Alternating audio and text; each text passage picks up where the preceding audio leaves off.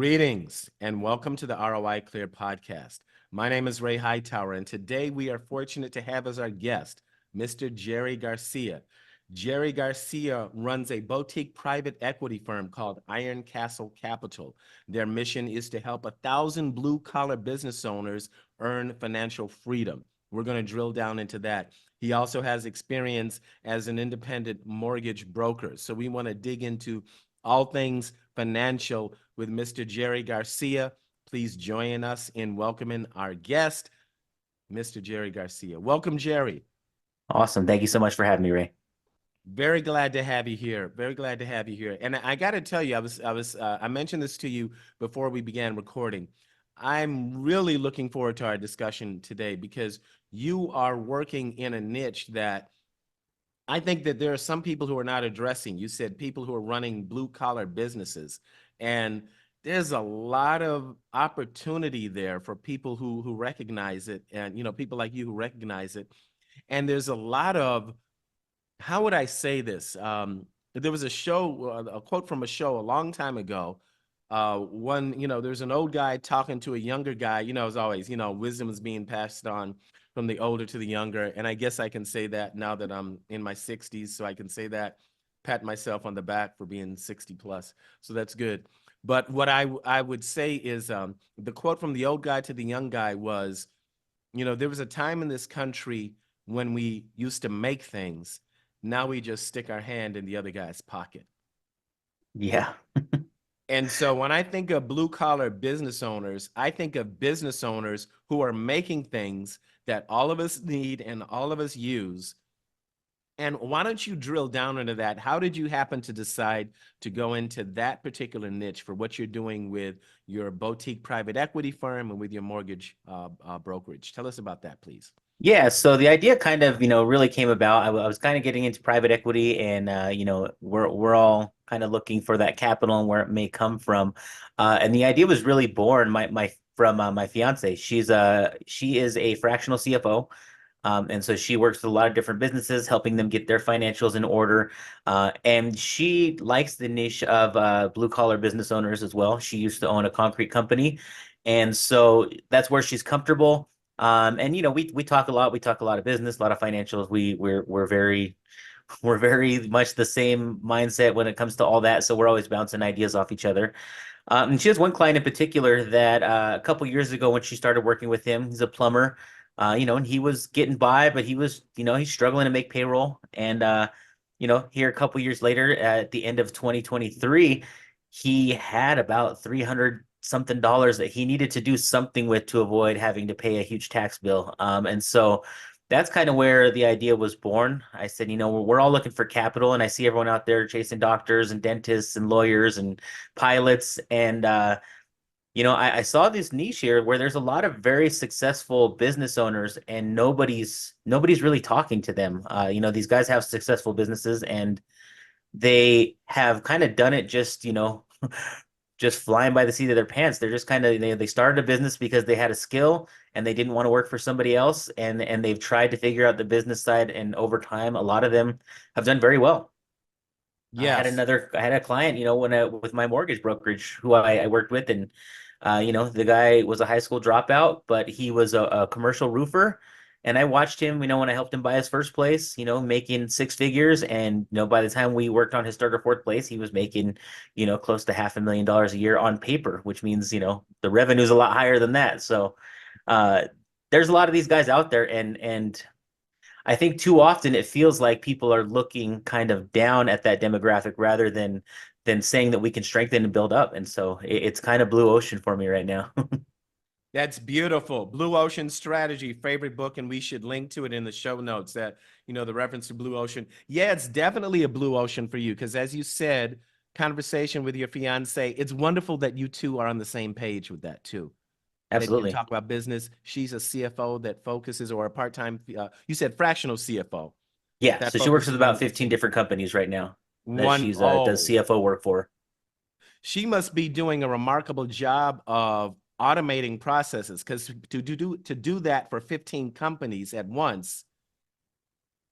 Yeah, it's a lot of, like I said, these are mostly small businesses. So a lot of them can't afford nor have the need for a full-time CFO. So Yes. she just kind of helps guide them, every couple of weeks they meet, she gets reports, she, directs them, hey, here's what you need to do, here's where you need to change some things. And so she's just kind of keeping them on track. And as they build up and grow, they hire her for bigger roles sometimes. So she's got some pretty small clients and she's got some pretty large clients. So yeah, she does a great job. She's great at what she does. She has assistants that help her with some of the workload, and yeah, so she's awesome. I'm sure she would say that you're great at what you do as well. Let's hope. I bet. I bet.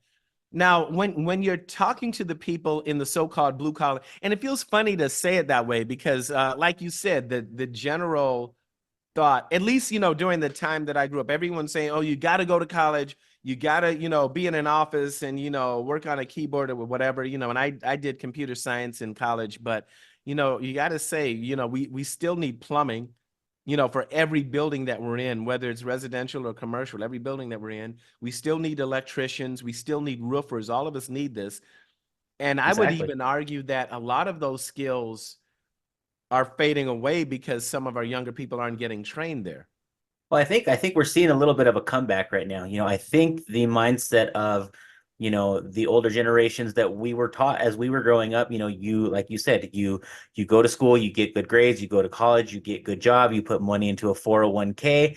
And I think people like you and I are trying to change that mindset of the 401k being the end all be all, for a lot of different reasons. I mean, someone my age, pension isn't very likely for almost any job unless they go into government. There are very few Right. jobs that offer any sort of a pension where both of my parents got a pension. So that shifted the mindset. And I think we're starting to see uh, that a lot of people are understanding that college isn't the end all be all for success. You can Mm, start a business, you can learn a skill, you can go to trade school. And I think we're starting to see that come back in. And I think that's very key with a struggling middle class in the country right now. And that's, if I go into my BHAG, my big hairy audacious goal is to help re-strengthen that core of America, the hard workers, the blue collar workers, the people who, kind of put this country on their backs in a lot of ways. And a lot of this work is not work that can be automated or computerized. A right. lot of the stuff that most of us do, even on the mortgage side, you start to see more and more automation dialed in there. And you can't automate a plumbing system right now. And I think Right. that's pretty far off. So these guys are pretty stable in what they do for a long time to come. Yeah. And you can't automate troubleshooting it either, because if you can automate some part of it, maybe the manufacturing of the pipes or applying threads to the end of a pipe, that type of thing. But Right. when it comes to troubleshooting and design, or dealing with a one-off problem, or solving something while the client is yelling at you in the background, that requires human fortitude and human skill. Absolutely. That's wonderful. Now, tell us, what are some common challenges that your clientele is facing? What are some things they have in common? I mean, it sounds like one challenge they have is they've got a lot of money coming in with their business, and they may not have thought about what to do with it, but maybe you could unpack that a little bit for us. I think the biggest challenge that we're facing is just an ignorance to the entire process. Like I said, there's a lot of capital raisers, a lot of people looking for capital for deals, and almost nobody speaking to this demographic. So a lot of them don't even know this type of stuff exists. When they think of real estate investing or investing in general, they're thinking of stocks, they're thinking of single family homes.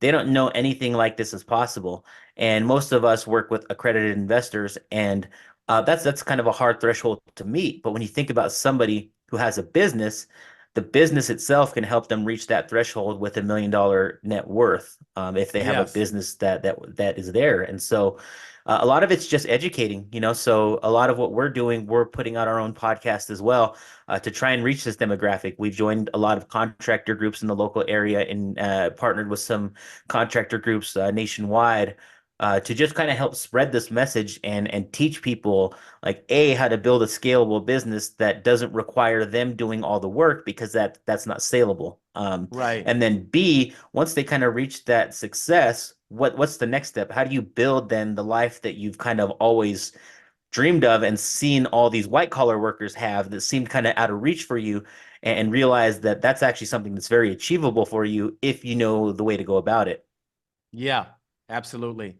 And you hit on an important point, the idea of building a true business, something that can survive when you're not there 24/7 with systems in place.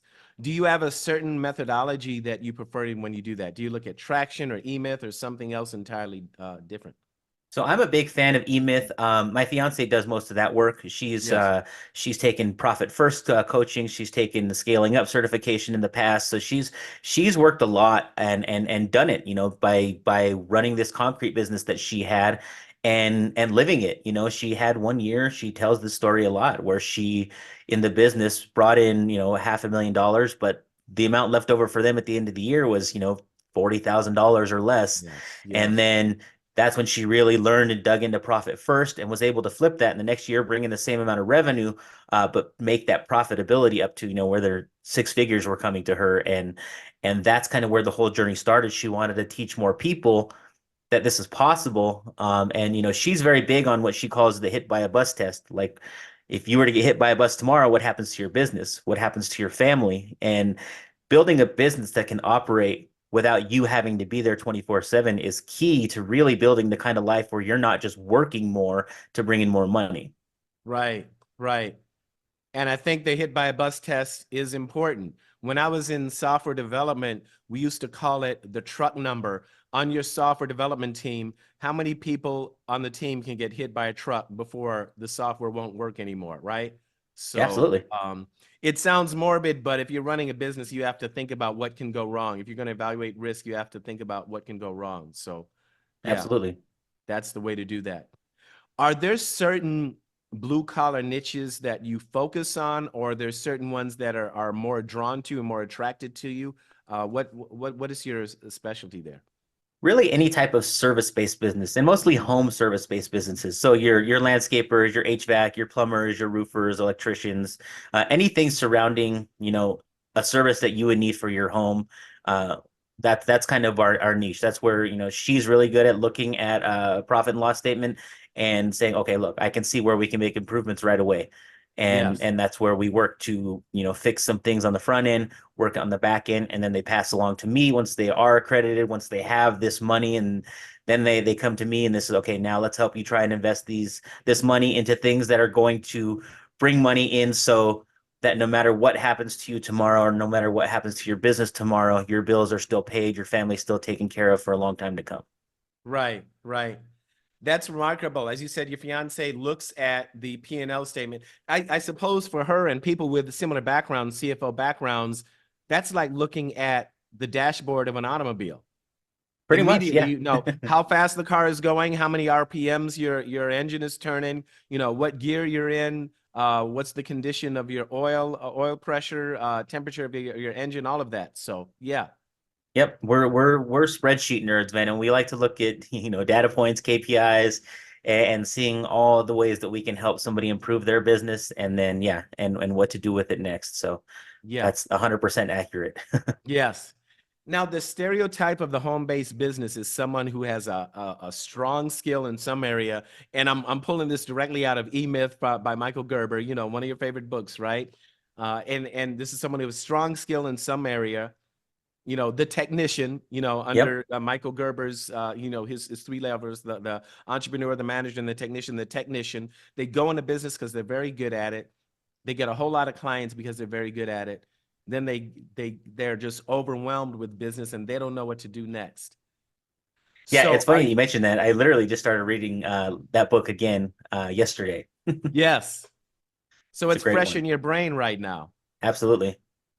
Do you get a large number of entrepreneurs who are coming to you in the technician stage, the manager stage, the entrepreneur stage? What stage of that EMT are they in typically? I think we've seen people from all stages. Once they get to me, they've really changed their mindset. They really are all about building that business in Yes. such a way that they are the entrepreneur. But a lot of times when they first reach us, they are the technician. I mean, especially when you're talking blue collar businesses, most of them aren't entrepreneurs, and it's just like the book says, they had that moment where it was like, I don't want to work for this person anymore, I can do this on my own and make all the money. They see the Right. number that the business owner is charging for the service and they think, oh man, that business owner gets all that money. Well, you get into it. Okay, well, you hadn't thought about overhead or somebody you have to pay to do the job. And when it comes down to it, I think a lot of times when people first start those businesses, they realize they're making less as the owner than they were making as the employee. And so that's when the mind shift starts to change and they start to realize that there has to be a different way to do this. For those successful business owners who are making a bunch of money, it doesn't seem like they do a lot of the actual work. Yeah. Oh goodness, it's as if you're reading directly from E-Myth Revisited right now. And what does Gerber say? We get to that stage where we're doing more work than we ever did before and getting paid less than we ever did before, and we're working for a maniac, yourself. Exactly. So that's where we are. And so it sounds like between the two of you, between your fiance and you have a pipeline going. There, she goes in, she was going through their P&L. She spots some areas where they can improve their business based on the number she sees in the P&L. And once they achieve at a certain level, they can be handed off to you and they can invest. Absolutely. And sometimes we catch them when they're already there, right? Sometimes we catch people and they're like, all right, these people are talking my language. I really want to I really want to work with them. And they may have already reached that success and maybe there's areas they can improve on, but maybe that's not what they need right now. But maybe they've been looking for something to invest in and something to do with their funds in order to reach that next level, to reach that financial freedom that they see other people talking about and we're just the right people to do it for them because we're speaking to their ears specifically. That's beautiful. A tag team operation from the beginning and then the handoff there. So when this business owner, they finally got to the point where, as evidenced by their P&L, they're throwing off enough cash where it makes sense for them to start talking to you about your syndications. And you're not just doing real estate syndications, you're also doing investments in other businesses. Correct. Yeah, one of the big things that we're trying to do is we're looking to acquire businesses that we feel like have a good solid foundation. It's similar to how you would syndicate an apartment building. We look for businesses that have value add opportunity, right? They have a good solid base, good solid foundation in a good industry, good reputation. But maybe it's just an owner who's has just been kind of coasting for a long time. They're ready to get out of the business, and we see the opportunity where, well, they haven't marketed for the last 10 years. We could probably Mm-hmm. come in, start marketing, find more people, and really scale that business up. And so we do a syndication the same way. We look to purchase this business, we raise funds, we pay a preferred return. We can give them a portion of the exit depending on how we structure it, whether we structure it as debt or equity in the deal. It's all very similar in how we can do this from our perspective. Yeah. So very much commercial real estate, it's a business secured by real property versus a business. Yep, It's a business secured by, I don't know if you'd say it's secured by goodwill, but goodwill is something in addition to it. Perhaps there are other assets there, but goodwill is a big portion of the business. So I'd sure. imagine the underwriting is similar. Is that a fair statement, or would you? Yeah, I'd say so. I mean, you want to look at the market they're in. You want to look at, like you said, you look at the kind of the average cost of business for that market for that particular industry. I mean, it's all the same types of things you underwrite for an apartment building, obviously minus the tenants. I mean, you're really looking at just the business itself, but similar process and a lot of similar types of specifics that you're looking at. Yeah. Now, what are you looking at when you're evaluating the risk profile of a business? When you're looking at how risky the business is, what goes through your head? How do you go through that process? I mean, a big portion of it has to do with how involved the owner is in the day to day, right? Mm, If the owner is 14 hours a day in that business, then it's very hard to kind of come in and replace that type of a workload.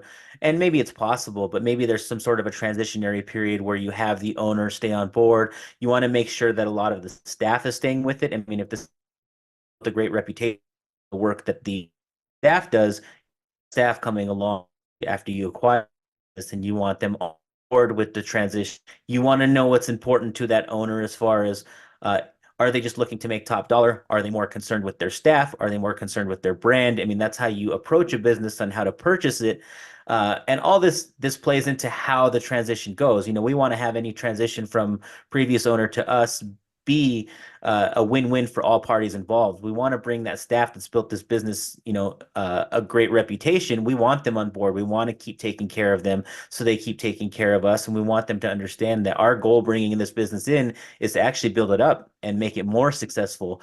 And, depending on the situation for that business, the risk factors can lie in a lot of different places, but I think the big key is that owner and how involved they are in the business and how that hit by a bus test, works. Ideally, if you have a business where the owner is mostly absentee, that's really easy. That's almost a turnkey operation for us. If they're heavily involved, that's fine as long as they're not heavily involved in the technical work. I'm not a plumber. I'm not going to go in and be able to do that work. Certain types of businesses require a master plumber or a master electrician, and so you have to have those licenses and make sure you're maintaining those licenses on transition. So a lot of factors to weigh when you're kind of looking at the risk of a business. Got it. So if they're heavily involved in the marketing, well, it depends. If their marketing is based on relationships, that's different from marketing that's based on social media systems or other media type systems out there. All right. Absolutely. Yeah. And then the hit by a bus factor is different versus if they're heavily involved in the technical aspects of the business. Say it's a plumbing company, they're doing a lot of hands-on. It all depends. All right. I see how you And a evaluate. lot of these owners want you, if they have these relationships built, they want to see the business succeed after they leave. And so they're willing to, that's part of that transition period, make an introduction to the current relationships and trying to do everything they can to make sure that those relationships are maintained and make the process as seamless as possible. Right, right. Listening to you talk about how you're acquiring businesses, I'm reminded of what the Oracle of Omaha writes in his annual letter, Warren Buffett, how he's acquiring businesses. Has Yeah. his methodology rubbed off on you, or are you totally different from his strategy? I wouldn't say we're different. I don't think that we check with him terribly often, but I know what he's doing out there, and a lot of what he does is a lot of what we want to do. I mean, he builds businesses the same kind of, or he acquires businesses in the same type of methodology that we want to. So we don't reference him often, but we're kind of familiar with how he operates, and that is a big part of the model that we're following, I guess. Got it. Are there certain vertical markets, certain industries that you're more inclined to acquire businesses in, certain versus others?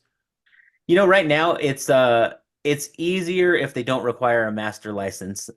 So unless we know that that master licensee is not the owner and he's going to stay on board, Hmm. then we try to kind of stay away from that for the time being. As we kind of grow and scale things up, we may look to do some of that work as we make more relationships and have more of those connections. It may be easier for us. And right now we're staying local. We're staying local to Colorado, in acquiring businesses so we can be boots on the ground. And as we scale up and find boots on the ground in other markets, with people that we trust, we can build that out in other areas as well. Right, right. Yeah, there's an advantage in being in the local market, For sure. wherever it is you are, within an hour's drive or so. It depends on what you're thinking about that. Yeah, yeah. I mean, Denver's, the biggest market around here, obviously, and that's where we are. But if we found a business in Colorado Springs, which is about an hour away, I'm sure we would consider that as well. If someone had a blue collar business and they were considering selling it, what would they need to have prepared for you so that they could make it as valuable as possible for you? They want to get as much money as they can, of course, right? So what do they have to do to make sure it is as valuable as possible for you and as attractive as possible for you? Biggest thing is systems. You want to have Hmm. systems in place. When you think about a business that franchises, this has been spoken on before, but McDonald's, you don't go to McDonald's because they have the best burgers, because you're getting exactly what you signed up for. So Yes, you want to have those systems in place, those processes in place so that it's repeatable. The experience right, is the same as much as possible every single time. And that's a big key. And once again, being able to remove yourself from that business as an owner is a big key factor in being able to sell it. I think a lot of owners find out when they're getting towards retirement age and they say, "Oh, I think I'll sell this business. Let me find out what it's worth." And they go and they put it on the market with a broker, and then someone like us approaches and we start digging into it and we say, "Well, we really can't, this business really isn't worth anything without you. And so that makes it impossible to buy. Yeah. And that's when you have other conversations with how maybe you can work that over time. But right then and there, it may not be worth a sale. Right. Right. Excellent. Excellent. So yeah, so it looks like there's some opportunities for them. Are you mentoring businesses who may eventually want to sell? Is that something that you're offering as well, or is it something you'd That's consider? part of it. We have a few different offers. So my fiance Sheena, she does one-on-one clients with bigger clients, but she's in the process of launching a group program for maybe those who aren't quite there yet, and they can pay less money and be part of this group mentoring program. We also are launching a scale to sale type program. So we have all these different programs depending on where you're at and what your goals are. Solid. You're helping a lot of people, Jerry. That's the goal. Really, You're like I said, helping. to help 1,000 business owners a financial free, really, live a life that they may not have thought possible. Wonderful. Wonderful. We're coming towards the end of our time together. This is going really quickly. There's a whole bunch of other questions I would want to ask you just because you're in a fascinating area. And so, Jerry, it's very clear that you think very deeply about businesses and capitalism and what you're doing here, just from your words about the E-Myth Revisited by Michael Gerber and the things that you're looking at when you're looking at the P&L statement and deciding who's going to invest with you in your multifamily real estate or in your businesses, all of that.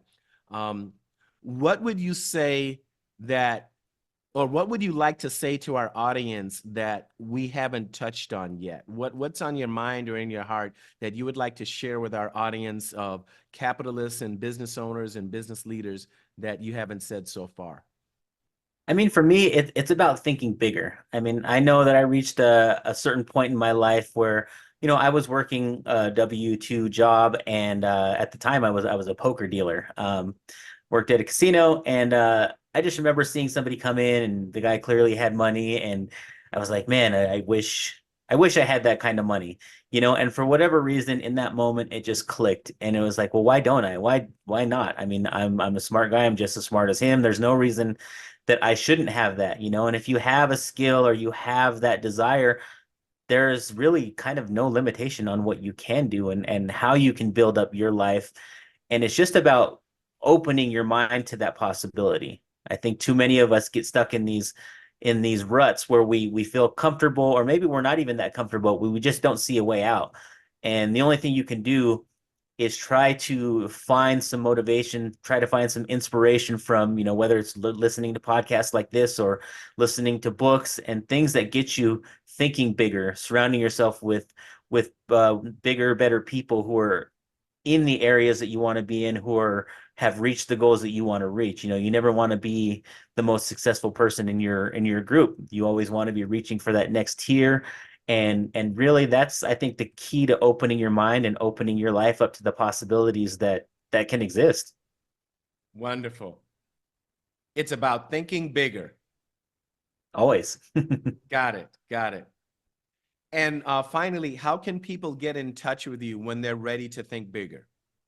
If you want to get in touch with me, email is always great. You can reach me at jerry@ironcastlecapital.com. You could join the Facebook group. It's called Blue Collar Wealth Club on Facebook.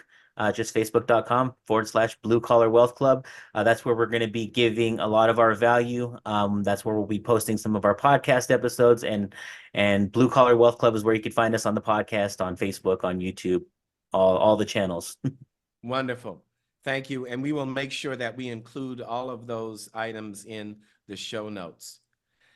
Jerry Garcia, it has been a pleasure having you here on the ROI Clear podcast. I love what you're doing with blue collar business owners, and it's just remarkable. Your 1,000 business goal is noble, and I see you achieving it. So thank you for spending some time with us today.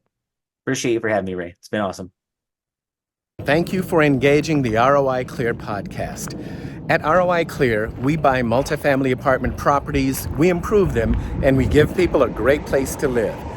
At the same time, we give investors an opportunity to enjoy capital preservation, tax advantages, and a solid return on investment. If you'd like to know more, click the link to roiclear.com down below, We look forward to speaking with you.